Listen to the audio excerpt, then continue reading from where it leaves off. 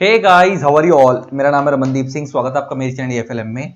And guys, आज हम अपना नया चैप्टर स्टार्ट करने जा रहे हैं जिसका नाम है इंफॉर्मेशन टेक्नोलॉजी एक्ट 2000। अगर मैं तुम्हारे को बताऊं तो आज के समय के हिसाब से मोस्ट इंपॉर्टेंट चैप्टर है ये जो आप लोग आए दिन देखते हो कि साइबर क्राइम्स होते हैं, लोगों के एटीएम से पैसा निकल गया, लोगों के पास ओटीपी आई, फ्रॉड हो गया है ना एकदम से। तो ऐसे क्राइम्स पे क्या फ्रॉड लगे, मतलब क्या सेक्शंस लगेंगे।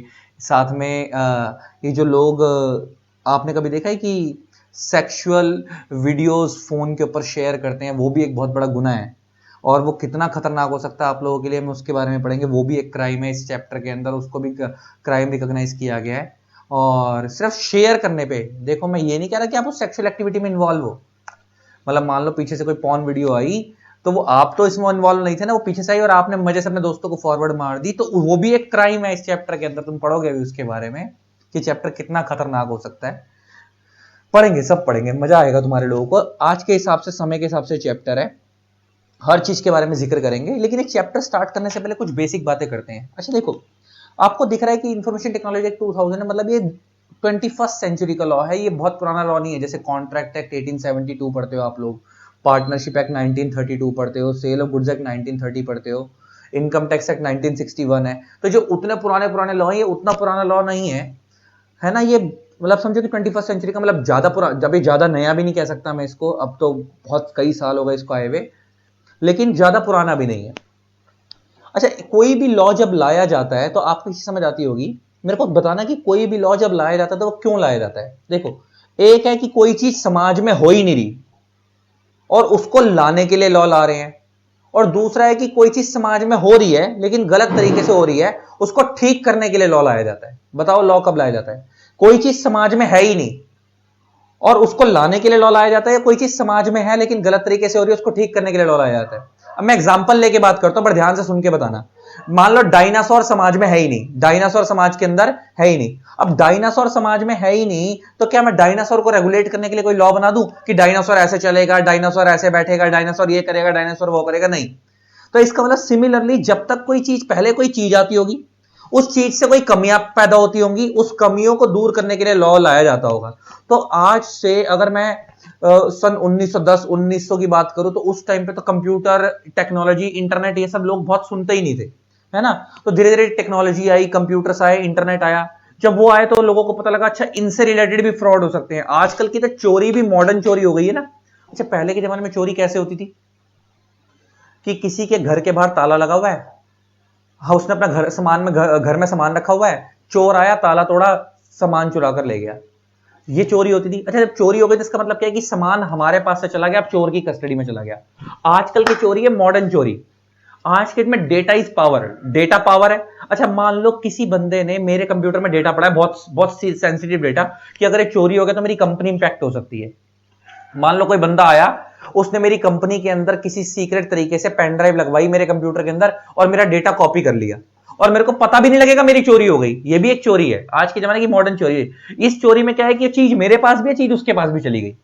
मतलब यहाँ पे मेरे को ताला भी नहीं लगा रखा, मेरे कंप्यूटर से डेटा कॉपी करा, उसके पास भी चला गया, मेरे पास भी, लेकिन मेरा सारा डेटा, सीक्रेट इंफॉर्मेशन उसके पास चली गई। दिस इज मॉडर्न चोरी। और जो पुराने जमाने की चोरी होती थी, जो आज भी घरों में हो जाती है, तो लोग ताला लगाते थे, ताले से ताला तोड़ा, चोर आया, सामान चुरा कर ले गया, तो सामान उसका हो गया, हमारे घर से चला गया सामान। लेकिन आजकल टेक्नोलॉजी वाली चोरी कैसी चोरी है कि अगर चोरी हो गई, डेटा चोरी हो गया, तो आपके पास भी रहेगा, उसके पास भी चला जाएगा। ये मॉडर्न चोरी है। तो ये चीजें समय कैसे डेवलप हुई, अगर ऐसा होगा तो वो भी एक ऑफेंस है। इसके अंदर सेक्शन 43 पढ़ेंगे हम, तो वो भी एक ऑफेंस है अगर ऐसा कोई करता है। तो कंप्यूटर रिलेटेड ऑफेंस के बारे में पढ़ेंगे इसके अंदर। तो अब जो ऑफेंसेस हैं वो थोड़े यूनिक हो गए, है ना। ये जब देखो, जब टेक्नोलॉजी डेवलप हुई तब लोगों को पता लगा अच्छा एटीएम के पिन, ये यूपीआई, गूगल पे, फोन पे, पेटीएम बहुत बाद में आया, आप लोगों के होश में आया, तो ये सब फ्रॉड भी होते हैं। तो धीरे धीरे चीज समझ आने लगी, तो इन सब चीजों को रेगुलेट करने के लिए फिर लॉ लाया गया। तो आपको समझ आया, पहले टेक्नोलॉजी आई, उसकी कमियां पकड़ी गई, उसको रोकने के लिए क्या लाया गया, लॉ लाया गया। समझ आ गई मेरी बात। इसका मतलब लॉ हवा में नहीं आता, लॉ हवा में नहीं आता। पहले कोई चीज आती है, उसमें कमियां होती है, उसको दूर करने के लिए लॉ बनाया जाता है। तो अब हम पढ़ रहे हैं इंफॉर्मेशन टेक्नोलॉजी एक्ट 2000। तो यहां पे एक चीज समझो, देखो एक्ट का मतलब है लॉ। 2000 शब्द क्या डिनोट कर रहा है कि एक्ट सन 2000 में आया होगा, ईयर 2000 में आया होगा इंडिया में। हमें दो शब्द समझने हैं, इंफॉर्मेशन और दूसरा टेक्नोलॉजी।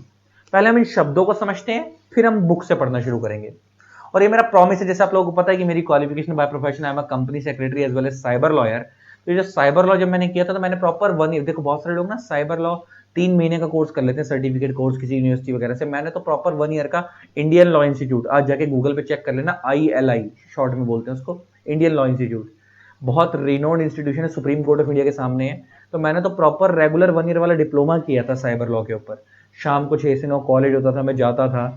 तो ये जो इंफॉर्मेशन टेक्नोलॉजी एक्ट आप लोगों का एक छोटा सा चैप्टर है, मेरे पास मेरे टाइम पे जब मैं स्टूडेंट था तो 100 नंबर का उस साइबर लॉ के कोर्स के अंदर मेरा पूरा एक्ट था, पूरा एक 100 नंबर का पेपर था इस चैप्टर के ऊपर। तो बहुत डिटेल में पढ़ा हुआ था, ये तो मेरे खून में है। तुम्हारे को ऐसा करा देंगे तुम आग लगा दोगे। ठीक है, अब पढ़ना शुरू करते हैं इस चैप्टर को, बड़े ध्यान से सुनना। इंफॉर्मेशन टेक्नोलॉजी एक्ट 2000 अब हम पढ़ रहे हैं। तो पहले एक शब्द समझते हैं, इंफॉर्मेशन। अच्छा, इंफॉर्मेशन जो है ना, उसको समझने से पहले, इंफॉर्मेशन शब्द को समझने से पहले आपको एक शब्द समझाता हूं, डेटा। 2 शब्द आप समझ लोगे तो आपको क्लियर हो जाएगा। एक शब्द होता है डेटा और एक शब्द होता है इंफॉर्मेशन। बहुत सारे लोग इन दोनों शब्दों को इंटरचेंजेबली यूज करते हैं, लोगों को लगता है दोनों शब्द सेम है ना। तुमने बोला होगा, कई बार लोगों को बोला होगा, यार अपने कंप्यूटर का डेटा मेरे को कॉपी करके दे दे, या अपने कंप्यूटर की इंफॉर्मेशन कॉपी करके दे दे। ऐसा होता है ना, कुछ लोगों को दोनों चीजें सेम लगती हैं, लेकिन दोनों में फर्क होता है। आपको इन दोनों में फर्क पता होना चाहिए पहले। तो पहले लिखो क्या होता है। Data are the raw facts, data are the raw facts and information is the process data, is the processed data. तो इंफॉर्मेशन है तो डेटा ही, लेकिन नॉर्मल डेटा नहीं है, प्रोसेस्ड डेटा है। लेकिन डेटा अपने आप में क्या होते हैं, रॉ फैक्ट्स। अब समझना इसका मतलब क्या है। जैसे मान लो मैंने लिखा हुआ है राहुल 34 डॉक्टर, मैंने 3 चीजें लिख के छोड़ी हुई हैं। अब राहुल तो समझ आ रहा है कि ये एक पर्सन का नाम है। अब ये 34 क्या है, उसकी कमर का साइज है, उसकी एज है, ये कुछ क्लियर नहीं हो रहा है ना। डॉक्टर वो खुद है या उसकी फैमिली में कोई है, क्लियर नहीं हो रहा। मैंने सिर्फ इतना लिख के छोड़ दिया, Rahul 34 doctor, this is data. लेकिन अगर मैं इसी को प्रोसेस कर दूं, अगर मैं बोलूं Rahul is a person whose age is 34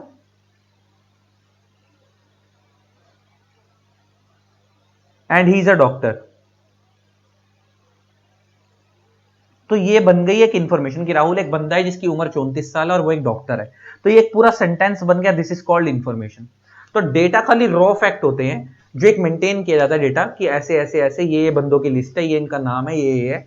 लेकिन जब उनको जोड़ के एक सेंटेंस बनेगा प्रॉपर कि भाई ये क्या कंप्लीट उसके बारे में की चीज क्या है, तो वो क्या बन जाती है, इंफॉर्मेशन। तो जब उसकी प्रोसेसिंग करते हैं, इसी को हम बोलते हैं प्रोसेसिंग। तो रॉ डेटा को जब आप फाइनल आउटपुट में कन्वर्ट कर देते हैं, दैट इज कॉल्ड इंफॉर्मेशन। तो डेटा और इंफॉर्मेशन में आपको फर्क क्लियर हो गया कि इंफॉर्मेशन क्या होता है। तो इंफॉर्मेशन का मतलब होता है प्रोसेस डेटा। जब इसी डेटा की प्रोसेसिंग हो जाती है तो वो क्या बन जाता है, इंफॉर्मेशन। और डेटा क्या होता है, रॉ फैक्ट्स। नेक्स्ट शब्द आता है टेक्नोलॉजी। टेक्नोलॉजी को ना आप ऐसे समझो कि टेक्नोलॉजी शब्द 2 शब्दों से बनता है, एक होता है लॉजी और एक होता है टेक्निकलिटीज। लॉजी का मतलब होता है study, study related to technicalities. अगर आप किसी चीजों की स्टडी रिलेटेड टू टेक्निकलिटीज, अगर आप किसी चीज की टेक्निकलिटी में जाते हो कि ये चीज और किस तरीके से सिंपल हो सकती है, और उसकी साइंटिफिक रिसर्च करते हो, क्या करते हो, साइंटिफिक रिसर्च, उसी को हम टेक्नोलॉजी बोलते हैं। अच्छा, ऐसा नहीं है कि कोई भी काम आज जो हो रहा है तो पहले नहीं होता था। अच्छा, आप ओला उबर बुक करते हो, क्या आप लोग कैब को पहले यूज नहीं करते थे, लेकिन ऐप आ गया तो आप घर में बैठे बैठे कैब को बुलवा लेते हो। आज आप खाना खा रहे हो रेस्टोरेंटों में जाके, क्या पहले नहीं खाते थे रेस्टोरेंट में जाके खाना, लेकिन आजकल आप स्विगी जोमेटो से टेक्नोलॉजी की वजह से आप टेक्निकलिटी में गए कि लोगों को क्या दिक्कत आ रही है, आप लोग घर में बैठ के खाना मंगा लेते हो। तो आप लोगों ने स्टडी करी कि मार्केट में क्या दिक्कत है और उसको सुधारने के लिए सॉफ्टवेयर्स लाए गए, उसी को हम टेक्नोलॉजी बोलते हैं, है ना। तो टेक्नोलॉजी की अगर आप डेफिनेशन देखो गूगल पे, टेक्नोलॉजी क्या है, टेक्नोलॉजी क्या है, टेक्नोलॉजी क्या है? साइंटिफिक नॉलेज एंड और equipment that is needed for a particular industry. आ गई ना, किसी इंडस्ट्री को समझने के लिए उसकी एक साइंटिफिक नॉलेज होनी चाहिए, उसकी टेक्निकलिटी पता होनी चाहिए कि कमी में इंडस्ट्री में दिक्कत कहां है, इसे कैसे सुधारा जाएगा, और उसको हम किसी हार्डवेयर के थ्रू भी सुधार सकते हैं, किसी सॉफ्टवेयर के थ्रू भी सुधार सकते हैं। दोनों ही टेक्नोलॉजी का पार्ट होते हैं। व्हाट्सएप से हम लोगों ने लोगों से बात करना आसान हो गया, तो हमने एक कन्वीनियंस कर दी। क्या लोग पहले बात नहीं करते थे? पहले भी चिट्ठी भेज के बात करते थे, आजकल व्हाट्सएप से बात कर लेते हैं। तो हमने उसको सुधारा, लेकिन सॉफ्टवेयर के थ्रू सुधारा। लेकिन अगर मैं बात करूं आप लोगों से एंटरटेनमेंट के लिए, तो पहले लोग एंटरटेनमेंट के लिए गली मोहल्ले में बात करते थे, आजकल लोग टीवी देखते हैं। टीवी को सुधारा, टीवी का कंसेप्ट है हार्डवेयर प्लस सॉफ्टवेयर मिक्सचर। तो इसका मतलब कुछ चीजें हार्डवेयर के थ्रू इंप्रूव होती हैं, कुछ चीजें सॉफ्टवेयर के थ्रू इंप्रूव होती हैं। और किसी भी चीज में अगर इनोवेशन होती है तो उसी को हम टेक्नोलॉजी बोलते हैं, कि ताकि वो ग्रोथ होती चली जा रही है, हम उसकी टेक्निकलिटी में कमी में जाकर उसको सुधार रहे हैं। तो अब हम सीधी सी भाषा में अगर हम समझें, तो इन्फॉर्मेशन टेक्नोलॉजी क्या है? एक ऐसी टेक्नोलॉजी जो आपको इन्फॉर्मेशन प्रोवाइड कर रही है, that is called information technology. हर वो चीज, अच्छा, anything,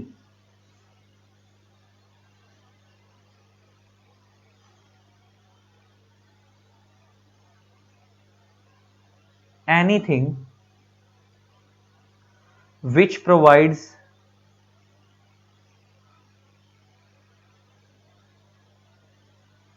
us information through technology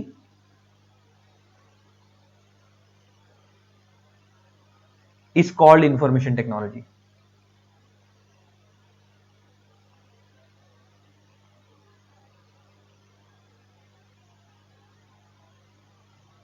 example mobile, example laptop, etcetera. ये सब क्या है? ये सब एक ऐसी डिवाइसेस हैं जो हमारे को इंफॉर्मेशन प्रोवाइड करती हैं थ्रू टेक्नोलॉजी। ये सब इंफॉर्मेशन टेक्नोलॉजी का पार्ट है। अच्छा, एक बात बताओ, आज की डेट में फोन ने, एक सिर्फ एक फोन ने कितनी इंडस्ट्रियां खत्म कर दी? तुम कभी सोचते हो कि कितनी इंडस्ट्रियां खत्म हो गई फोन के आने से? अच्छा, पहले ना कोडेक का कैमरा होता था, कोडेक का कैमरा। आजकल लोग कैमरा खरीदते हैं, उसमें एक रील डलती थी। कोडेक के कैमरा के अंदर एक फ्यूजी फिल्म एक कंपनी होती थी, कैमरा बनाने वाली कंपनी अलग थी कोडेक, फ्यूजी फिल्म एक अलग कंपनी थी जो उसकी रील्स बनाती थी। जब धीरे धीरे कैमरा वाले फोन आने शुरू हुए, तो कैमरा भी खत्म हो गया, और उसके अंदर जो रील्स बनती थी वो भी खत्म हो गई। वो पूरी इंडस्ट्री ही तबाह हो गई इनकी वजह से।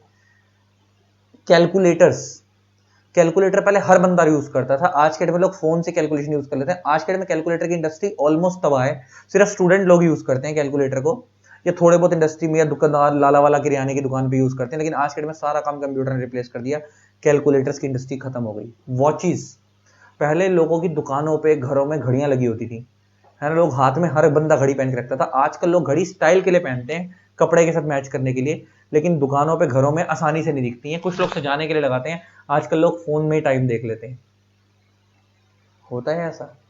पहले लोगों के घरों में लैंडलाइन फोन होता था किसी से बात करने के लिए, आजकल लोगों के घरों में मोबाइल फोन होता है, वो उसी से बात कर लेते हैं।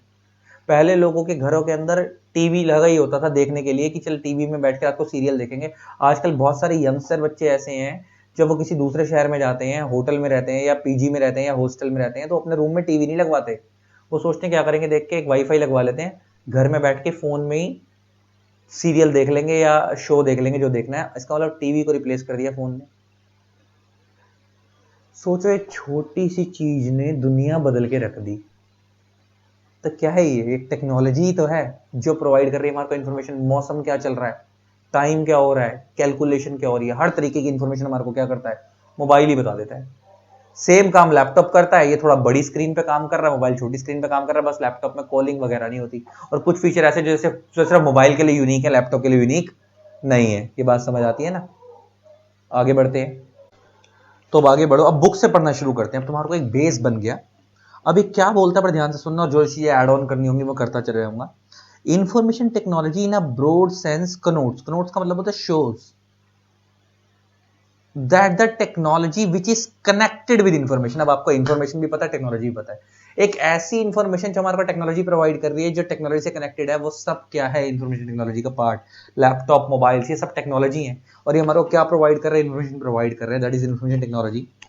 More particularly, it connotes that the technology which has taken shape during the last 5 decades or so involving electronics। कह रहा है समय के तरफ से पिछले 5 डिकेड्स का मतलब हो गया पिछले 50 सालों के अंदर जो टेक्नोलॉजी इंप्रूव हुई है वो बहुत ट्रिमेंडस है। अच्छा, ये फेसबुक, ये इंस्टाग्राम, ये आपका क्या कहते हैं व्हाट्सएप, है ना, टेलीग्राम, ये कितना कुछ आ गया, ये सब अभी आया और ये तो पिछले 50 साल भी छोड़ो तो पिछले 10 12 15 सालों में सब डेवलप हुआ, 15 20 सालों में। समय के हिसाब से चीजें बहुत बदली हैं और टेक्नोलॉजी ने हमारे को बहुत फास्ट करा है। किसी ने सोचा था कि लोग घर में बैठ के बिजनेस इंडिया जैसे शहर में करेंगे, बाहर इंडिया जैसी कंट्री में करेंगे, बाहर का तो छोड़ो। हम बचपन में जब छोटे होते थे सुनते थे कि बच्चे लोग ना बाहर काम करने जाते नहीं है, घर में बैठ के काम करते हैं। साला कोविड में सबने देख लिया कि वर्क फ्रॉम होम क्या होता है ना। तो और टेक्नोलॉजी ना होती तो कैसे था, टीचिंग को इतना बूम, लोग ना पहले डरते थे कि घर में बैठ के टीचर को सामने नहीं देखेंगे तो समझ कैसे आएगा, और आजकल बच्चा पढ़ना ही टीचर से घर में बैठ के चाहता है, आना नहीं चाहता। सुबह सुबह क्लास के अंदर फेस टू फेस, बहुत रेयर बच्चे होते हैं फेस टू फेस क्लास आते हैं। अच्छा, पहले में बड़ा दुख होता था कि बहुत सारे बच्चे गांव देहात में होते थे, हमसे हमसे पढ़ने नहीं आ पाते थे शहरों के अंदर, क्योंकि रहने का खर्चा, पीजी का खर्चा, माँ बाप को भेजने का खर्चा, फेस टू फेस क्लास के एक्सपेंसेस बहुत महंगे होते थे। तो अब वो बच्चा घर में बैठ के ऑनलाइन क्लासेस मंगाता है, आराम से देख लेता है, बढ़िया टीचरों की एक्सेस ले लेता है, अपने घर में अपने कंफर्ट से माँ बाप के साथ रहता है। तो समय ने, टेक्नोलॉजी ने चीज़ों को इम्प्रूव तो करा है, बदला तो है। The use of such technology for the storage, तीन बातें हो रही हैं। स्टोरेज, टेक्नोलॉजी का मेन यूज क्यों होता है? स्टोरेज के लिए, रिट्रीवल के लिए और डिससेमिनेशन के लिए। अच्छा एक बात बताओ, तुम फोन में क्या करते हो? मान लो तुम्हारे पास कोई डेटा है, तुम सबसे पहले उसे स्टोर करोगे। अच्छा, डेटा स्टोर क्यों कर रहे हो? ताकि फ्यूचर में कभी जरूरत पड़ेगी तो उसको निकाल लोगे। और डिससेमिनेशन का मतलब होता है स्प्रेड करना, अगर किसी को देना होगा तो दे भी दोगे। इसका बेस्ट एग्जांपल बताऊं, तुम्हारी फोटो। मान लो तुम्हारे पास एक तुम्हारी फोटो है, तुमने खिंचवाई। अच्छा, खिंचवाने के बाद उसे क्या करोगे? स्टोर करोगे। फ्यूचर में जब जरूरत पड़ेगी, मान लो डीपी पे लगानी है या अपनी गर्लफ्रेंड को भेजनी है, तो उसे रिट्रीव करोगे, पहले निकालोगे, निकालना मीन्स रिट्रीवल। अब अपनी गर्लफ्रेंड को भेजनी है, दैट इज कॉल्ड डिससेमिनेशन, स्प्रेड करोगे, अब भिजवाओगे। टेक्नोलॉजी का मेन काम यही होता है, किसी चीज को लाना, उसे टेक्नोलॉजी का मेन काम क्या है? किसी पर्टिकुलर इंफॉर्मेशन को स्टोर करना, जब जरूरत पड़े उसे निकाल लेना, और उसके बाद अगर किसी को शेयर करनी है तो शेयर कर लेना। अच्छे से हम हमारे लेक्चर्स हैं, मैं तुम्हारे लिए रिकॉर्ड कर रहा हूँ, ये मैं क्या कर रहा हूँ? रिकॉर्ड करके स्टोर कर रहा हूँ। जब मेरे को जरूरत पड़ेगी मैं एक बार लेक्चर्स ओपन करके देख लूंगा, रिट्रीव कर लूंगा, निकाल लूंगा। और अगर कोई बच्चा कहता है गूगल ड्राइव देने, मैंने गूगल ड्राइव भिजवा दूंगा। कोई बच्चा कहेगा पेन ड्राइव में, मैं रिट्रीव करके पेन ड्राइव में दूंगा। डिससेमिनेशन मतलब अब उन्हें भिजवा दूंगा गूगल ड्राइव के थ्रू, पेन ड्राइव के थ्रू, यही तो हम करते हैं। Has given rise to several legal, social and ethical problems. लेकिन कह रहा है समय के साथ साथ प्रॉब्लम्स आनी शुरू हुई हैं, लीगल, सोशल और एथिकल, तीनों में फर्क समझना। अच्छा, लीगल प्रॉब्लम्स क्या है? जो सेक्शन वाली प्रॉब्लम्स है, मतलब कि आपके अकाउंट से पैसे चोरी हो गए, पिन आई, टेक्नोलॉजी की वजह से पैसे चोरी हो गए, सामने वाले ने आपके ओटीपी बोला, ओटीपी बता दो, आपने बताया, this is legal problem. Technology की वजह से लीगल प्रॉब्लम हो रही है, अब उसके ऊपर स्ट्रिक्ट लीगल एक्शन लिया जाएगा। एक होती है सोशल प्रॉब्लम। जो सोशल प्रॉब्लम पता है क्या होती है? जिसके अंदर समाज पे बैड इंपैक्ट पड़ रहा है चीजों का। अच्छा, ये जो आप समझो, ये जो कोरोना आया था, ये कोरोना, मेरे को ऐसा लगता है कि अगर ये टेक्नोलॉजी इतनी स्प्रेड ना होती, इतनी फास्ट ना होती टेक्नोलॉजी की, शायद कोरोना इतना फैलता ना। तुम्हें पता है टेक्नोलॉजी, मेरे को लगता है कि कोरोना बीमारी की ज्यादा टेक्नोलॉजी की वजह से फैला है।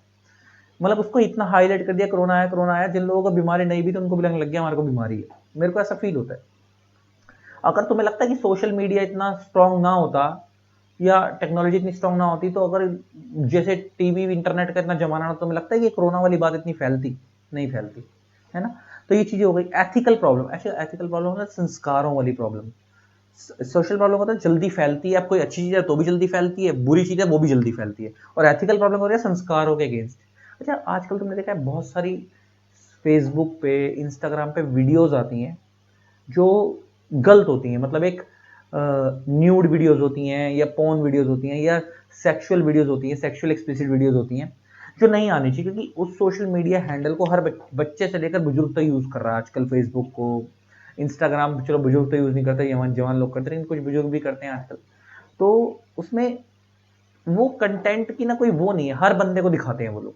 तो ये एक दिक्कत है। तो टेक्नोलॉजी से फायदा है तो नुकसान भी है, कह रहा प्रॉब्लम्स भी हैं। In this context, the word information is not to be taken as limited to the news or informative material. Rather, it is to be understood as encompassing all matter that is intended to be recorded electronically. यहीं रुक जाओ। वो कहता है information, जब हम बोल रहे हैं तो इन्फॉर्मेशन खाली यहां तक सीमित नहीं है कि तुमने न्यूज देख ली या कोई किसी पर्टिकुलर चीज की जानकारी पढ़ ली, न्यूज पढ़ ली, कोई बुक पढ़ ली, दैट इज इन्फॉर्मेशन। नहीं, कहता है इन्फॉर्मेशन आज के डेट में इतनी बड़ी चीज है कि हर वो चीज इन्फॉर्मेशन है जो आपको नॉलेज दे रही है टेक्नोलॉजी के थ्रू। आपने टाइम देखा, दैट इज इंफॉर्मेशन। आपने मौसम का टेम्परेचर देखा, दैट इज इंफॉर्मेशन। आपने किसी का गाना देखा यूट्यूब पे खोल के, दैट इज ऑल्सो इंफॉर्मेशन। आपने किसी का गाना सुना, दैट इज ऑल्सो इंफॉर्मेशन। बताऊं कैसे भी आगे पढ़ना। कह रहा है वेदर गवर्नमेंट डॉक्यूमेंट्स हैं, लीगल इंस्ट्रूमेंट्स हैं। जैसे लीगल इंस्ट्रूमेंट्स का मतलब क्या होता है? इंस्ट्रूमेंट का मतलब होता है कोई ऐसा डॉक्यूमेंट जो आपके फेवर में कोई राइट क्रिएट कर रहा है या कोई लाइबिलिटी क्रिएट कर रहा है। जैसे एग्जांपल सेल डीड, जब आप मकान बेचते हो तो रजिस्ट्री होती है ना, रेंट एग्रीमेंट, ये सब भी क्या है? कह रहा है इंफॉर्मेशन का ही पार्ट है, रेंट एग्रीमेंट। अच्छा, और आगे एक लाइन पढ़ना, प्राइवेट एक्सचेंज ऑफ न्यूज। अच्छा, प्राइवेट एक्सचेंज ऑफ न्यूज समझ आता है? आपस में अपने व्यूज शेयर करें, पॉलिटिक एंड व्यूज होता है, पॉलिटिकल पार्टीज के व्यूज आपस में शेयर करते हैं। यार तूने किसको वोट दिया? मैंने तो इसको दिया। अच्छा, तूने इसको क्यों दिया? मैंने तो इसको दिया। है ना? कोई बोलता है मैं बीजेपी का सपोर्टर हूँ, कोई बोलता है मैं आम आदमी पार्टी का सपोर्टर हूँ, कोई बोलता है मैं कांग्रेस का सपोर्टर हूँ। हर बंदा अपना सपोर्टर है और हर किसी के अपने व्यूज होते हैं। तो private exchange of views, that is also information. और any matter which emanates from man and is transform into machine recorded data. Line पढ़ना, कोई भी एसेट, एमिनेट्स का मतलब होता है जो आदमी के अंदर से निकला, which spread from man and is transform मतलब बदलाव, into the machine recorded data. अच्छा, मैंने किसी को व्हाट्सएप पे ऑडियो नोट भेजा है, मेरे अंदर से निकला और सामने वाले के पास पहुंच गया, मैंने लिखा नहीं है, वॉइस नोट डाला है, दैट इज ऑल्सो इन्फॉर्मेशन। मैंने कोई गाना गाया, अंदर से निकला, मशीन में रिकॉर्ड कर दिया, पीछे म्यूजिक चला दिया, दैट इज ऑल्सो इन्फॉर्मेशन। तो हर वो चीज जो कि हम व्हाट्सएप पे देख रहे हैं, सोशल मीडिया पे देख रहे हैं, टीवी पे देख रहे हैं, टेक्नोलॉजी के थ्रू इन इक्विपमेंट्स में देख रहे हैं, टीवी में, मोबाइल में, फोन में, वो हर चीज क्या है? इंफॉर्मेशन। मैटर वो गाना हो, वो ऑडियो हो, वो कोई फाइल हो, वो कोई फोटो हो, वो कोई न्यूज हो, वो कोई रिटर्न कंटेंट हो, वो कोई ओरल कंटेंट हो जिसको आप सुनते हो, सब क्या है? इंफॉर्मेशन। देख रहे हो इंफॉर्मेशन का कितना ब्रॉड टर्म है। आगे बढ़ो। कहता है the United nation general assembly bye resolution number this dated January 30 1997 adopted a model law on electronic commerce. E commerce समझ आता है? ये शब्द हो रहा है इलेक्ट्रॉनिक कॉमर्स, ई कॉमर्स, इसको हम शॉर्ट में बोलते हैं ई कॉमर्स। आजकल तो ये, पहले तो टर्म पॉपुलर नहीं थी, लेकिन आजकल तो आपको ये टर्म बहुत पॉपुलर लगती है। ई कॉमर्स का मतलब क्या होता है? बाइंग और सेलिंग ऑफ गुड्स और services over the internet, over the internet. आप ये जो ऑनलाइन गुड्स और सर्विसेज लेते हो, ये सब ई कॉमर्स का पार्ट है। एग्जाम्पल, Amazon, ये आपको सर्विसेज देता है, आपको गुड्स बेचता है, इंटरनेट के थ्रू आप बुक करते हो। Myntra, even Flipkart, even Instagram, Instagram भी आपको पता है ई कॉमर्स का ही पार्ट है। अच्छा, आप यहाँ पे सर्विसेज लोगों से लेते हो, अवेल करते हो। बहुत सारे लोग यहाँ पे सर्विसेज अवेल करते हैं, है ना? आप किसी को कंसल्टेंसी सर्विसेज लेनी है, किसी को आजकल तुमने देखा होगा प्रमोशन करवाना है अपना, ब्रांड्स के प्रमोशन होते हैं, वो भी इंस्टाग्राम पे लोग करवाते हैं, उन्हें इंस्टाग्राम इन्फ्लुएंसर्स को पैसा देते हैं। तो ये सब क्या है? अच्छा, इंस्टाग्राम वाले आपकी एड्स चलवाते हैं, वो पैसा लेते हैं। गूगल वाले आपकी एड्स चलवाते हैं, वो पैसा लेते हैं। ये सब क्या है? ई कॉमर्स का पार्ट है। वो सर्विसेज प्रोवाइड कर रहे हैं कुछ, और Amazon, फ्लिपकार्ट, मिंत्रा वाले गुड्स प्रोवाइड कर रहे हैं। तो ई कॉमर्स कंपनीज में गुड्स सर्विसेज दोनों प्रोवाइड की जाती है, सब पॉपुलर टर्म है। तो तब जैसे जैसे ये बढ़ने लगा, तो आजकल आपको पता है जब ई कॉमर्स आप कर रहे हो तो आप उनके साथ एग्रीमेंट कर रहे हो, कॉन्ट्रैक्ट कर रहे हो, तो उससे रिलेटेड लॉ होना चाहिए, है ना? जैसे इंडिया में आप नॉर्मल फिजिकल कॉन्ट्रैक्ट करते थे, उसके लिए इंडिया में इंडियन कॉन्ट्रैक्ट 1872 है। मगर आजकल जब आप Amazon, मिंत्रा से जब आप सामान खरीदते हो, तो ये आप इलेक्ट्रॉनिक कॉन्ट्रैक्ट कर रहे हो। आप इनके साथ क्या कर रहे हो? इलेक्ट्रॉनिक कॉन्ट्रैक्ट कर रहे हो। तो उसके लिए इंफॉर्मेशन टेक्नोलॉजी एक्ट के अंदर जो भी हम पढ़ रहे हैं, एक सेक्शन 10A लाया गया है। क्या लाया गया है? सेक्शन 10A, जो ई कॉन्ट्रैक्ट में डील करता है। सेक्शन 10A किस चीज का बोल रहा हूं मैं? इंफॉर्मेशन टेक्नोलॉजी एक्ट 2000 का। तो जैसे जैसे टेक्नोलॉजी बढ़ी, तो लोगों ने कॉन्ट्रैक्ट करने का तरीका ही बदल दिया। पहले लोग फिजिकली कॉन्ट्रैक्ट करते थे, आजकल लोग ऑनलाइन घर में बैठ के कॉन्ट्रैक्ट कर लेते हैं। अच्छा, बहुत सारी बात तुम्हें पता भी नहीं होगा, तुम कॉन्ट्रैक्ट कर लेते हो। तुम लोग कभी ऐप इंस्टॉल करते हो, कोई सॉफ्टवेयर इंस्टॉल करते हो, तुमको पता है ना कॉन्ट्रैक्ट क्या होता है? ऑफर प्लस एक्सेप्टेंस एग्रीमेंट होता है। मैंने आपको ऑफर दिया कि मैं चीज बेचना चाहता हूं, आपने एक्सेप्टेंस दिया, आप चीज खरीदना चाहते हो, दैट इज एग्रीमेंट। और साथ में आप एनफोर्सेबिलिटी कर दोगे, सारी पार्टीज कंपिटेंट होनी चाहिए, फ्री कंसेंट होनी चाहिए, वगैरह वगैरह, जो अपने कॉन्ट्रैक्ट में कंडीशन पड़ी है, तो वो कॉन्ट्रैक्ट बन जाता है। आपको पता है, जो आप ऑनलाइन सामान मंगाते हो, आपने उनको ऑर्डर प्लेस करा, वो आपका ऑफर था, उन्होंने आपका ऑर्डर एक्सेप्ट कर लिया, वो एक्सेप्टेंस थी, कॉन्ट्रैक्ट हो गया। एग्रीमेंट बना, वो कॉन्ट्रैक्ट हो गया। अब आपका आ जाएगा ये ई कॉन्ट्रैक्ट है। तो ऐसी चीजों को रेगुलेट करने के लिए कौन सा सेक्शन 10 है?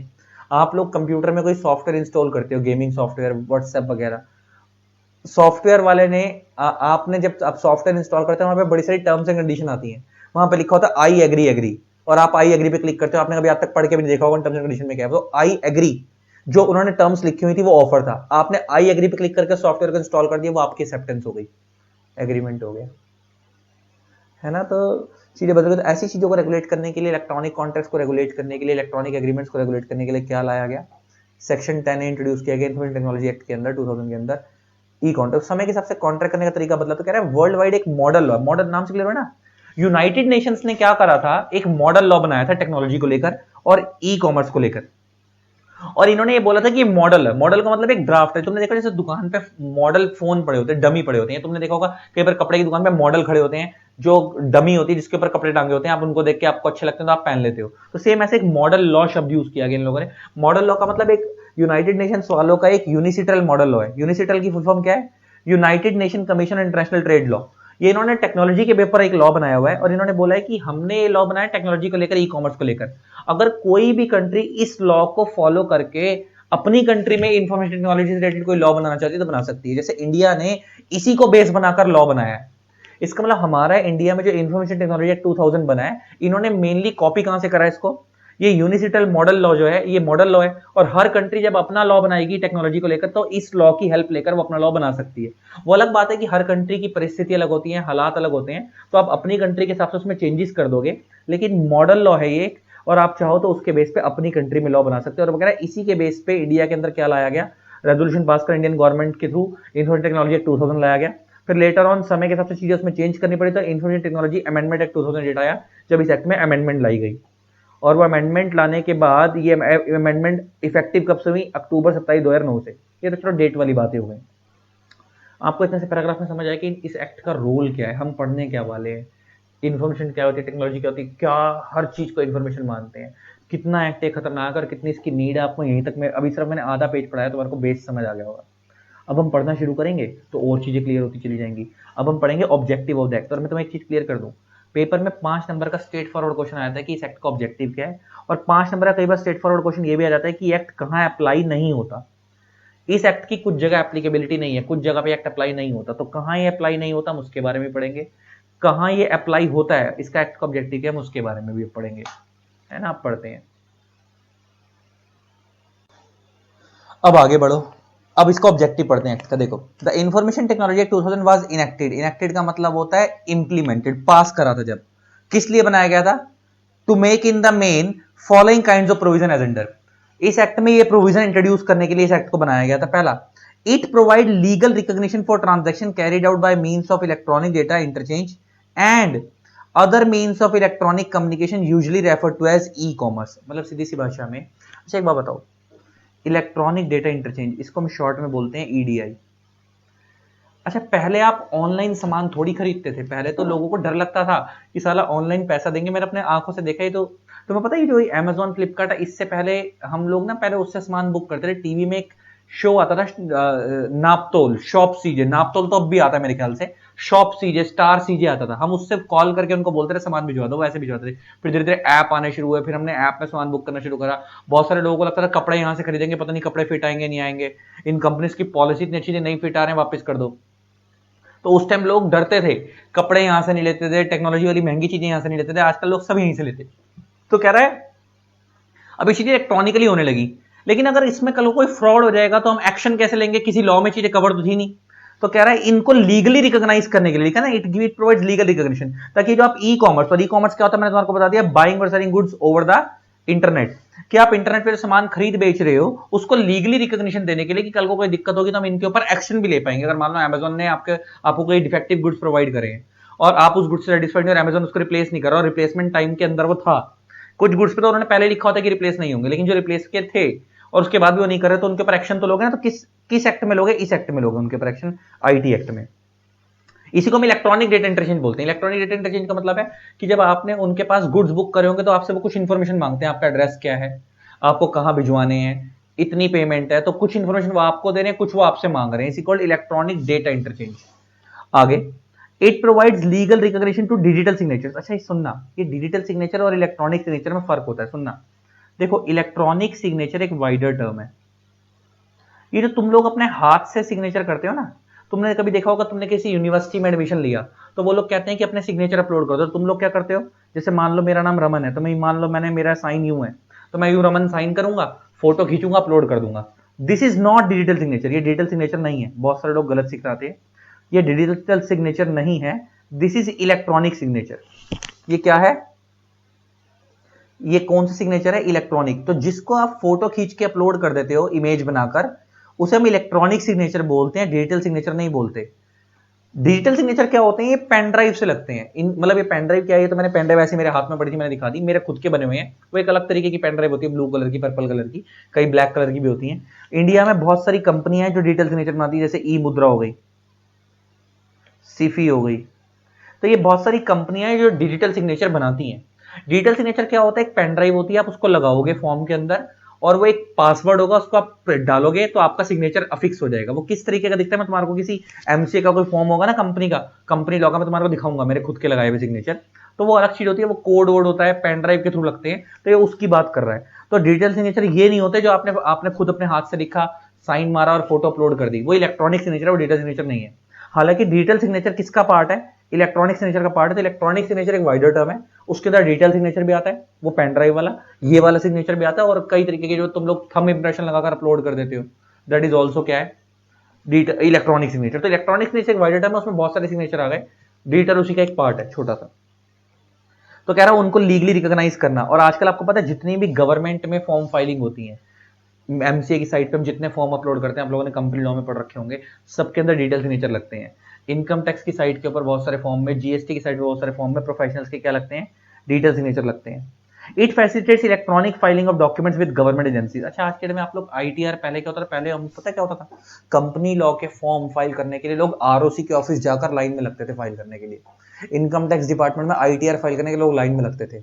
आजकल क्या लोग लाइन में लगते हैं, घर में बैठे बैठे फाइल कर देते हैं। लेकिन अगर उसमें कोई डिस्प्यूट हो गया तो आपको गवर्नमेंट अथॉरिटी के अगेंस्ट कोई एक्शन लेना है, या उस अथॉरिटी को आपके अगेंस्ट कोई एक्शन लेना है, क्योंकि अब सब कुछ इलेक्ट्रॉनिकली हो रहा है। तो उन ट्रांजेक्शंस को भी तो रिकॉग्नाइज करना है ना। तो थर्ड पॉइंट में ये लिखा है कि इलेक्ट्रॉनिकली जितने भी आप गवर्नमेंट एजेंसीज के पास फॉर्म वगैरह फाइल कर रहे हो, वो सब किसका पार्ट है, इसका ही पार्ट है, इन्फॉर्मेशन टेक्नोलॉजी एक्ट का ही पार्ट है। उसको भी हमने कवर कर दिया, ताकि आप उनके अगेंस्ट एक्शन लेना चाहते हैं, वो आपके अगेंस्ट एक्शन लेना चाहते हैं, तो कवर हो जाए। अच्छा, इससे अब जिक्र कर रहा हूं, जब ये शब्द यूज हो गया है तो दो चीजों का जिक्र कर रहा हूं। दो शब्द यूज तुम्हें नॉलेज के लिए पता होना चाहिए। ई कॉमर्स क्या होता है तुम्हें वो तो समझ आ गया। अब हम समझते हैं ई गवर्नेंस। एक शब्द होता है ई गवर्नेंस, और एक शब्द होता है ई गवर्नमेंट। अब ये दो शब्द क्या होते हैं ये समझते हैं, बड़े ध्यान से सुनना। दो ना शब्द होते हैं, एक होता है ई गवर्नेंस और एक शब्द होता है ई गवर्नमेंट। दोनों में फर्क समझना, दोनों में फर्क समझना क्या है, ये बहुत जरूरी है समझना। बहुत सारे लोगों को ना ये दोनों सेम लगते हैं, लेकिन ये फर्क क्या है, पहले ई गवर्नेंस समझते हैं। लिखो, in simple words, in simple words, e governance, e governance is the application of, e-governance is the application of information and communication technology, communication technology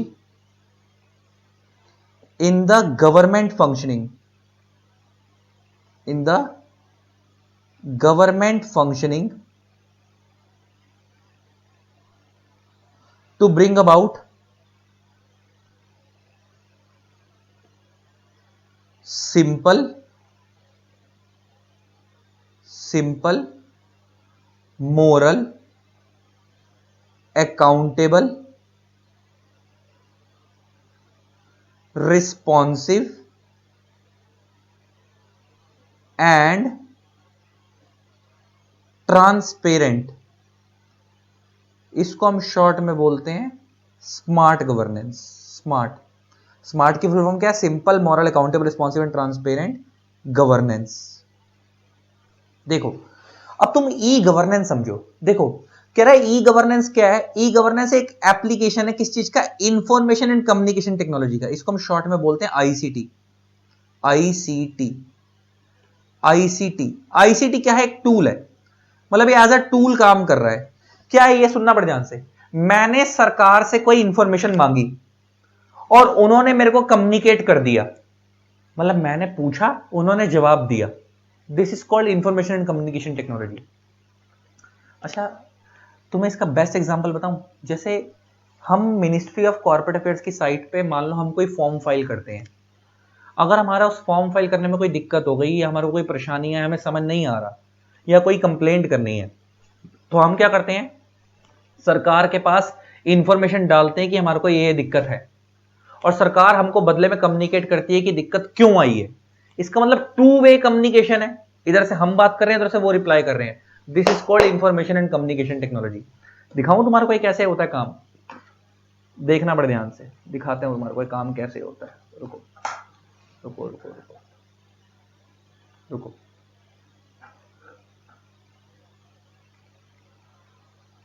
रुको, ये हम गए एमसीए की साइट पे, मिनिस्ट्री ऑफ कॉर्पोरेट अफेयर्स की site पे। ये ministry of corporate affairs का कॉलम, यहाँ पे आ रहा है एमसीए सर्विसेज। यहाँ पे नीचे की तरफ हम जाएंगे तो यहाँ पे आ रहा है कंप्लेंट्स। कंप्लेंट के अंदर आ रहा है क्रिएट सर्विस रिलेटेड कंप्लेंट। आ गए?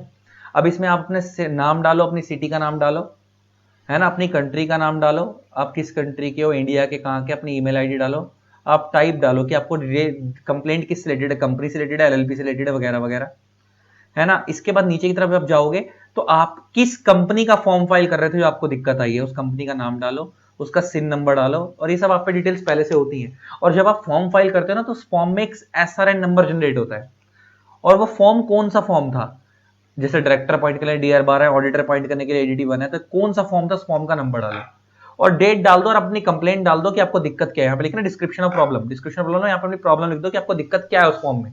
आपकी जैसे कई बार होता है, हमने फॉर्म फाइल करा, फॉर्म चला गया, पैसे कट गए, लेकिन बाद में एरर आ गया कि आपकी फीस नहीं कटी है और पैसे आपके अकाउंट से कट गए हैं, या फॉर्म फाइल नहीं हो रहा, आप बार बार फाइल करने की कोशिश कर रहे हो, दिक्कत आ रही है, कोई भी दिक्कत है आप यहाँ पे डालो, आपकी दिक्कत सुनी जाएगी। तो यहाँ पे क्या वन वे कम्युनिकेशन है, टू वे कम्युनिकेशन, इधर से मैं बात कर रहा हूं, उधर से वो भी रिप्लाई कर रहे हैं। This is called information and communication technology. और एग्जांपल लेके बात करते हैं। आपको पता होगा जब भी इंडिया में कोई नया लॉ बनता है, जब भी इंडिया, अच्छा लेकिन ना बहुत सारे फॉर्म ऐसे भी होते हैं। अच्छा ये तो देखो, ये तो तरीका हो गया इंफॉर्मेशन कम्युनिकेशन टेक्नोलॉजी का, लेकिन ना अच्छा एक, जब हम एमसीए के पास फॉर्म फाइल करते हैं ना, तो फॉर्म भी कई तरीके के होते हैं। जैसे मैं तुम्हें बताऊं, देखो एक होते हैं, जैसे हम एमसीए के पास फॉर्म फाइल करते हैं तो फॉर्म भी कई तरीके के होते हैं। जैसे एक AOC4 फॉर्म है, इसको ना हम STP फॉर्म बोलते हैं। STP की फुल फॉर्म होती है straight through processing. Straight through processing मतलब आपने फॉर्म फाइल कर दिया, उन्होंने आपका फॉर्म एक्सेप्ट कर लिया, अब उसमें कोई कमी है या नहीं है, फ्यूचर में कभी पकड़ा गया, कोई रेड पड़ गई तब देखेंगे, वरना नहीं। इसका मतलब यहां पे टू वे कम्युनिकेशन नहीं है। लेकिन अगर आप कोई कंपनी इनकॉर्पोरेशन के फॉर्म फाइल करोगे, कंपनी इनकॉर्पोरेशन के फॉर्म फाइल करोगे, और अगर उस फॉर्म में कोई कमी होती है ना, तो 1-2 दिन के अंदर ही क्या होता है, आपके पास 1 to 2 डेज के अंदर ही आपके पास रीसबमिशन आ जाता है। रीसबमिशन का मतलब होता है कि वो आपका फॉर्म रिजेक्ट कर देते हैं कि आपके फॉर्म में ये कमी है, आप इसको ठीक करो, आपने ये चीज फिल नहीं करी, या आपने ये अटैचमेंट नहीं लगाई, ये डॉक्यूमेंट साथ में नहीं लगाया, आप इसको लगाओ। इसका यहाँ पे टू वे कम्युनिकेशन चल रहा है। इधर से आप फॉर्म फाइल कर रहे हो, कोई कमी है वो वहां से बता रहे हैं, आप उसको ठीक करके वापस फाइल कर रहे हो। तो ये जो चीज है कि जहां पे टू वे कम्युनिकेशन चल रहा है, इसको हम बोलते हैं ई गवर्नेंस। ये क्या है? E governance. जहां पे टू वे कम्युनिकेशन हो रहा है, क्योंकि यहां पे टू वे कम्युनिकेशन हो रहा है, कोई कमी हो रही है तो आपकी सुन रहे हैं, आपको बता रहे हैं, आपको कोई दिक्कत है तो आपको बता भी रहे हैं। और इसी को हम बोलते हैं, इसी को हम क्या बोलते हैं? टू वे कम्युनिकेशन को, इसी को हम बोलते हैं इंफॉर्मेशन एंड कम्युनिकेशन टेक्नोलॉजी। इसी को तो हम क्या बोलते हैं? Information and communication technology. मेरे को कोई इंफॉर्मेशन चाहिए, वो दे रहे हैं, या मैं उन्हें कोई इंफॉर्मेशन दे रहा हूं और वो मेरे से कम्युनिकेट कर रहे हैं। दो तरफ से बात हो रही है, आप उनसे कोई इंफॉर्मेशन दे रहे हो, वो आपको कम्युनिकेट कर रहे हैं, आप उनसे कम्युनिकेट कर रहे हो, वो आपको इंफॉर्मेशन दे रहे हैं। तो this is called information and communication technology. और जहां पे इंफॉर्मेशन एंड कम्युनिकेशन टेक्नोलॉजी का यूज होता है, उसी को हम क्या बोलते हैं? E governance. क्या बोलते हैं? E governance. लेकिन जहां पे इंफॉर्मेशन कम्युनिकेशन टेक्नोलॉजी का यूज नहीं होता, आपने फॉर्म फाइल करा, फॉर्म एक्सेप्ट हो गया। जैसे आप लोग हाउस टैक्स भरते हो जनरली, जनरली आप देखोगे कभी भी कोई रिजेक्शन नहीं आता, आपने जितना भर दिया भर दिया। सेम ऐसी कुछ फॉर्म ऐसे हैं एमसीए के जहां पे कोई रिप्लाई नहीं आता, आपने भर दिया तो भर दिया, कोई कमी भी है तो साली भी चली गई उसके अंदर, अनलेस एंड अनटिल आपकी कंपनी पे रेड ना पड़े वो फॉर्म खुलेंगे नहीं, वो गए तो गए।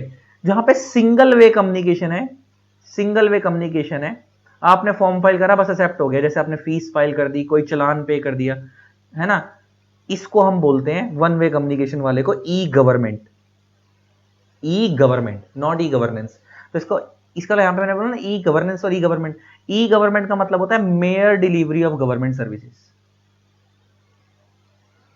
गवर्नमेंट सर्विसेज, जो गवर्नमेंट की सर्विसेज है ओवर द इंटरनेट। बस आपको इंटरनेट पे गवर्नमेंट की सर्विसेज मिल रही है। जैसे आप पहले कोई चलान भरते थे, ट्रैफिक पुलिस ने चलान काटा, अब आपको जाके भरना नहीं, आप ऑनलाइन बैठे बैठे भर दिया।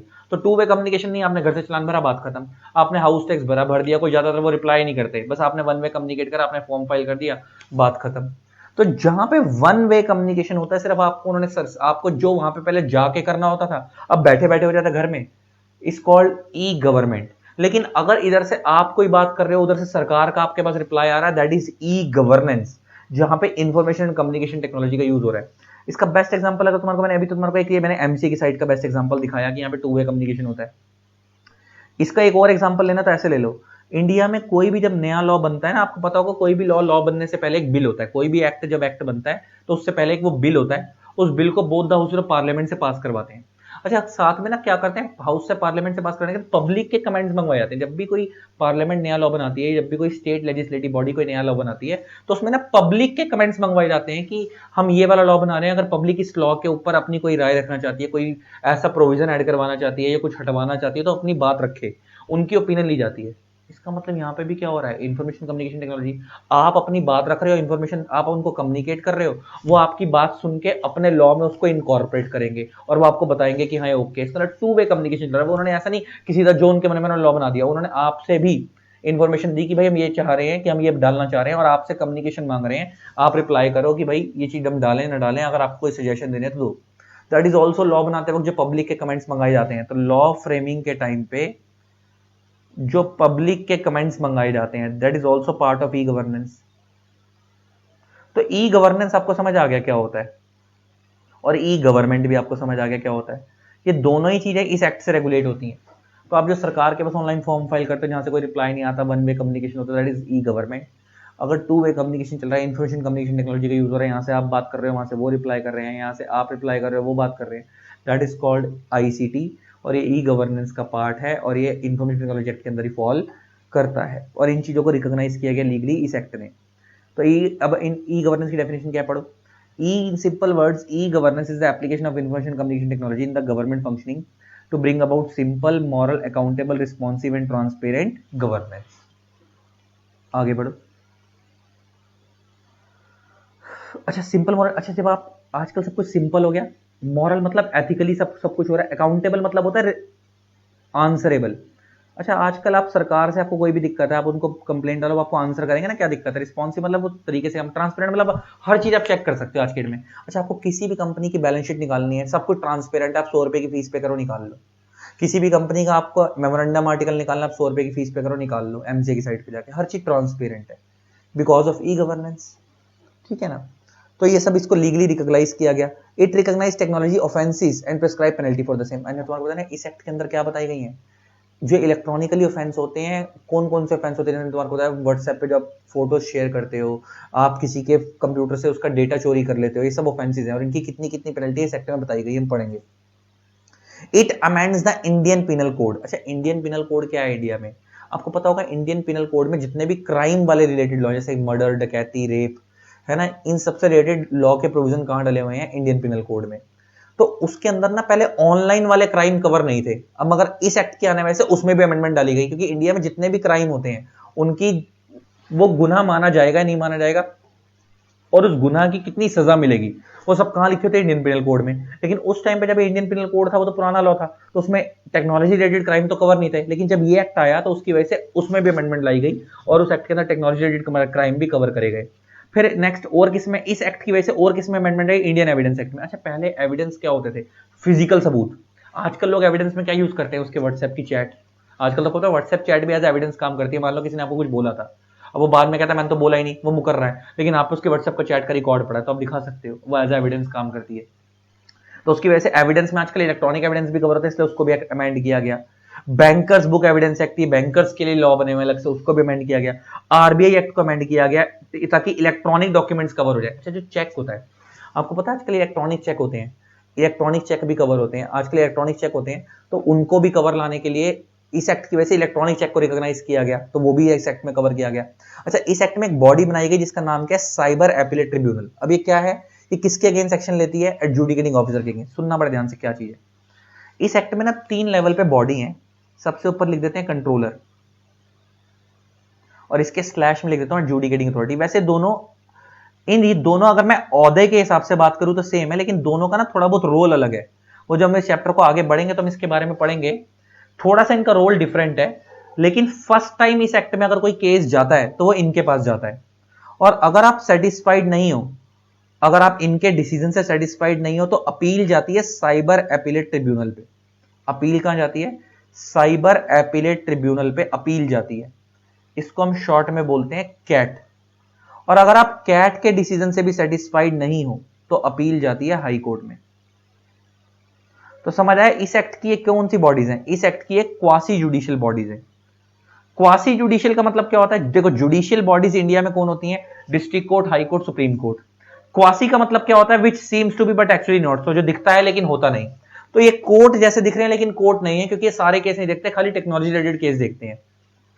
तो जैसे नॉर्मली आप पहले केस डिस्ट्रिक्ट कोर्ट में जाता है, आप सेटिस्फाइड नहीं होता तो अपील कहां जाती है, हाई कोर्ट में, अगेन सेटिस्फाइड नहीं होता तो अपील कहां जाती है, सुप्रीम कोर्ट में। सेम अगर इस एक्ट में अगर आप केस कर रहे हो तो फर्स्ट टाइम केस कहां जाता है, कंट्रोलर पे या एडजुडिकेटिंग अथॉरिटी पे। हालांकि इन दोनों में क्या फर्क है, इनके रोल में थोड़ा बहुत फर्क होता है, लेकिन फर्स्ट टाइम इनके पास जाता है। अगर आप इनके डिसीजन से सेटिस्फाइड नहीं हो तो आपको अपील कहां करनी है, कैट पे। अगर आप कैट के डिसीजन से सेटिस्फाइड नहीं हो तो आप अपील कहां कर सकते हो, सुप्रीम कोर्ट और हाई कोर्ट में।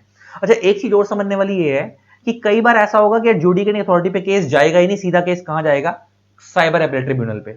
उसका रीजन है एक्चुअली में ना एडजुडिकेटिंग अथॉरिटी के ऊपर पिक्यूनरी लिमिट लगी हुई है। पिक्यूनरी लिमिट का मतलब होता है limit in terms of money, है ना। मतलब अगर वो लिमिट तुम्हारे कोर्स में नहीं है, लेकिन स्टिल मैं आगे जाके डिस्कस कर दूंगा वो कितनी होती है। तो एक पर्टिकुलर अमाउंट तक का अगर केस है, वो लिमिट कितनी है मैं बात करूंगा, अगर उतनी लिमिट तक का केस है, मान लो 2 करोड़ 5 करोड़ रुपए तक का डिस्प्यूट है, तो कहां जाएगा, एडजुडिकेटिंग अथॉरिटी पे। लेकिन अगर उससे बड़े अमाउंट का डिस्प्यूट है, आप उससे बड़े अमाउंट का फ्रॉड हुआ है, तो सीधा केस कहां जाएगा, एडजुडिकेटिंग अथॉरिटी पे जाएगा नहीं, सीधा ही कहां जाएगा, कैट पे। इसका मतलब नॉर्मली आपको समझ आ गया। इसका नॉर्मली जो कैट है वो एपिलेट बॉडी का रोल प्ले कर रही है, मतलब उधर अपील जाती है, डायरेक्ट केस नहीं जाते। पहले केस एडजुडिकेटिंग अथॉरिटी पे जाएगा, सेटिस्फाइड नहीं तो अपील जाएगी कैट पे। लेकिन कुछ केसेस ऐसे हैं, मैंने बोला कि जो लिमिट एक्सीड कर जाते हैं, उस लिमिट से बड़े केस हैं, क्योंकि एडजुडिकेटिंग अथॉरिटी पे हर तरीके का केस नहीं जाएगा, एक लिमिट तक के केस जाएंगे। अगर उस अमाउंट से बड़े केस है तो डायरेक्ट ही कहां जाएंगे, कैट पे, और आप सेटिस्फाइड नहीं तो अपील कहां जाएगी, हाई कोर्ट पे। तो नॉर्मली कैसे जाएगा case, adjudicating authority then CAT then high court. लेकिन कुछ केसेस में क्या होगा, अगर वो बड़े अमाउंट के हैं तो सीधा ही कैट पे, फिर उसके बाद हाई कोर्ट। तो ये बॉडीज है इस एक्ट के अंदर जिनके बारे में हम आगे जाके पढ़ेंगे। अब बात करते हैं कि ये एक्ट कहां एप्लीकेबल नहीं होता। बस ये लास्ट टॉपिक है आज की क्लास का, इसके बाद डेफिनेशन पोर्शन से मैं अगली क्लास से करवाऊंगा, ठीक है ना। आज की क्लास का लास्ट टॉपिक है, मैं इसको करा देता हूं। और ये लिख लो, मोस्ट इंपॉर्टेंट है, ये मेरे पेपर में 3 टाइम्स आया था। ये मेरे पेपर के अंदर ही कितनी बार आ चुका है, 3 बार आ चुका है। अब सुनना बड़े ध्यान से। डॉक्यूमेंट्स और transaction to which the act shall not apply, ये कहां कहां अप्लाई नहीं होता। इसका मतलब ये अप्लाई नहीं होता का मतलब क्या है, these documents must be in physical form. ये डॉक्यूमेंट्स आज भी फिजिकल फॉर्म में होंगे, इलेक्ट्रॉनिक फॉर्म में नहीं होंगे। तो इस एक्ट के ना अप्लाई होने का मतलब क्या है कि ये डॉक्यूमेंट्स आज भी इंडिया में फिजिकल फॉर्म में ही चलेंगे, इलेक्ट्रॉनिक फॉर्म में नहीं चलेंगे। These documents must be in physical form. ये इंडिया में आज की डेट में भी लीगली ऑनलाइन फॉर्म में रिकॉग्नाइज नहीं किए गए हैं। कौन कौन से डॉक्यूमेंट है आज के डेट में भी ऑनलाइन फॉर्म में रिकॉग्नाइज नहीं किए गए। पहला होता है, पहला क्या बोल रहा है, negotiable instrument other than cheque. अच्छा, इसका मतलब क्या है, देखो नेगोशिएबल इंस्ट्रूमेंट में मेनली 3 चीजें आती हैं। आप लोगों ने नेगोशिएबल इंस्ट्रूमेंट पढ़ा होगा, तो उसमें मेनली 3 चीजें आती हैं। एक होता है प्रोमिसरी नोट, एक होता है बिल्स ऑफ एक्सचेंज,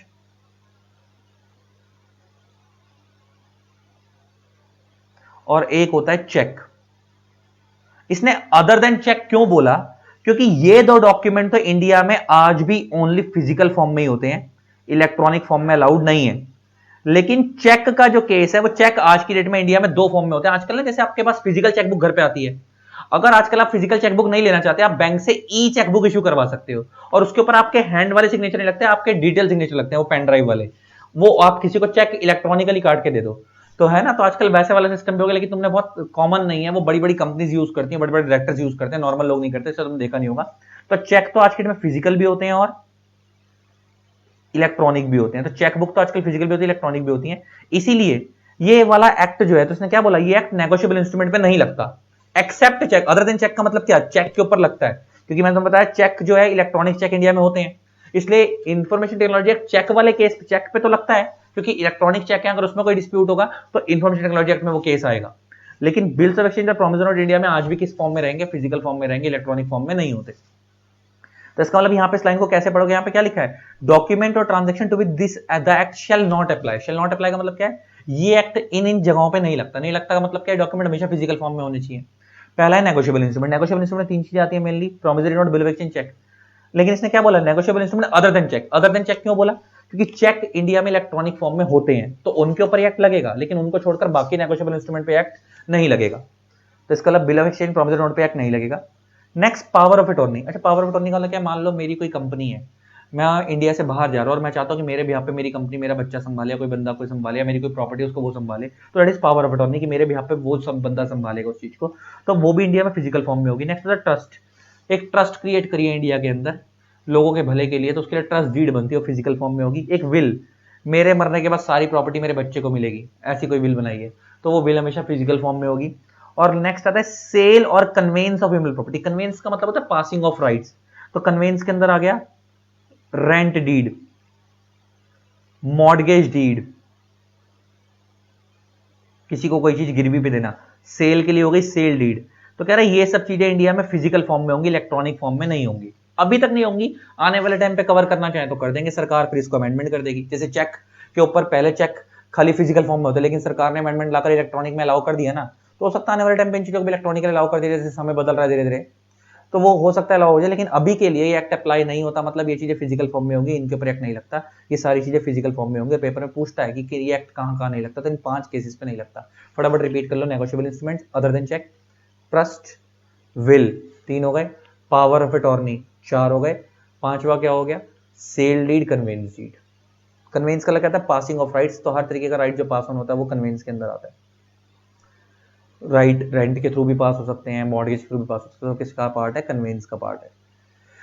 तो आज के लेक्चर वहीं तक रखते हैं। आई होप आपको लेक्चर अच्छा लगा होगा। इसी तरीके से वीडियोस को प्यार देते रहें। Keep loving, keep supporting. Thanks a lot, bye bye, love you all, tata. जिन लोगों ने तुम्हारे चैनल को सब्सक्राइब नहीं करा, सब्सक्राइब कर देना, साथ में बेल आइकन को प्रेस कर देना, ताकि आप लोगों को मेरे न्यू न्यू वीडियोस की नोटिफिकेशन मिलती रहे। और जिस चैप्टर से लोग इतना डरते हैं ना, तुम्हारे को तो प्यार करवा दूंगा इस चैप्टर से। चलो, लव यू ऑल, टाटा।